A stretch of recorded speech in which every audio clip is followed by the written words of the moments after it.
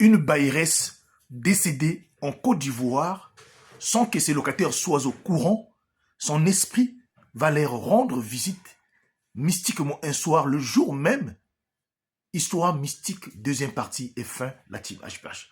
Voilà comment, ce même soir-là, Pélagie et tous d'autres locataires de la parcelle, pris dans la panique, qui pouvaient accepter de dormir encore dans une maison, là où ils venaient tous d'entendre que non, il y a un esprit, un fantôme qui vient de rentrer dans l'une des maisons.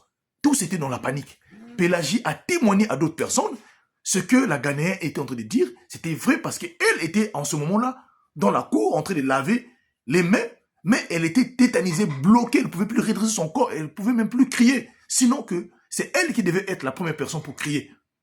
Alors, qui est ce fantôme-là qui est rentré dans la maison de la Ghanéenne et qui est passé donc Pélagie à vie? Qui c'était cette dame-là? Aucune personne ce soir-là a décidé de dormir là. Donc, tous les locataires au sein de cette parcelle sont allés dormir ailleurs. Y compris Pélagie aussi avait un ami qui était non loin du quartier. Elle aussi est allée alors dormir là-bas. La nuit est passée, c'était un jour de mardi. Le mercredi matin, la team HPH, voilà comment chaque personne qui vit dans cette parcelle-là commençait à revenir pour venir voir qu'est-ce qui s'est passé comme il faisait jour. Y compris Pélagie ici est arrivé. Au moment que tous dans la parcelle étaient en train de discuter devant la Ghanéenne, en disant à la Ghanéenne, si comme ça c'était d'appeler la bailleresse afin que la bailleresse soit au courant, voilà comment un appel qui va rentrer dans le téléphone de la Ghanéenne. Là, derrière cet appel-là, c'était les enfants de la bailleresse.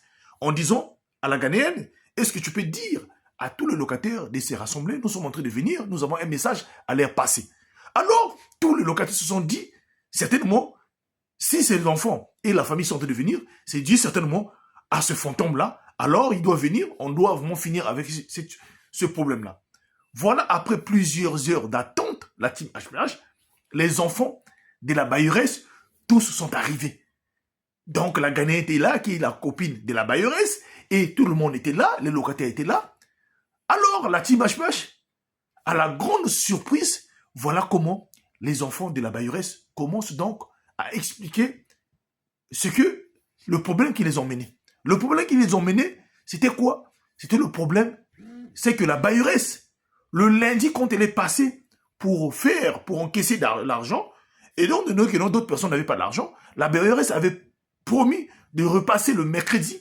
Donc, le mardi, tout juste, la bailleresse était décédée. Alors, voilà comment les enfants annoncent la nouvelle que la bailleresse, donc la propriétaire de cette parcelle-là, elle était décédée le mardi. Même. Et tous étaient hébétés, étonnés, y compris même sa meilleure copine, qui n'était même pas au courant. Alors, ils ont posé la question, à quelle heure?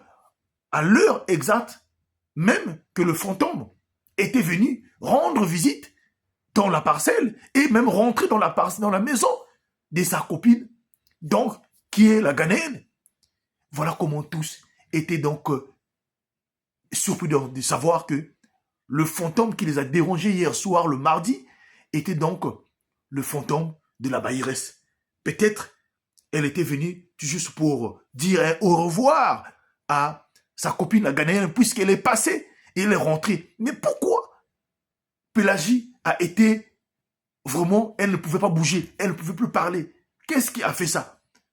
La team HPH. Et suite à cela,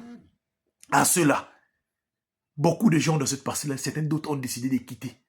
Pélagie aussi a dit, je ne peux pas continuer à vivre dans une parcelle, dans une maison où la bailleresse est décédée et que son fantôme, déjà, dès le premier jour est venu. On ne sait pas le lendemain. Après, ça sera comment? Voilà comment cette dernière aussi a fini par quitter cette parcelle-là et partie trouver ailleurs la team HPH. Alors, j'aimerais vous dire une chose. Nous sommes dans un monde, là où il y a plusieurs mondes. Je ne sais pas si toi aussi tu as déjà traversé un problème similaire.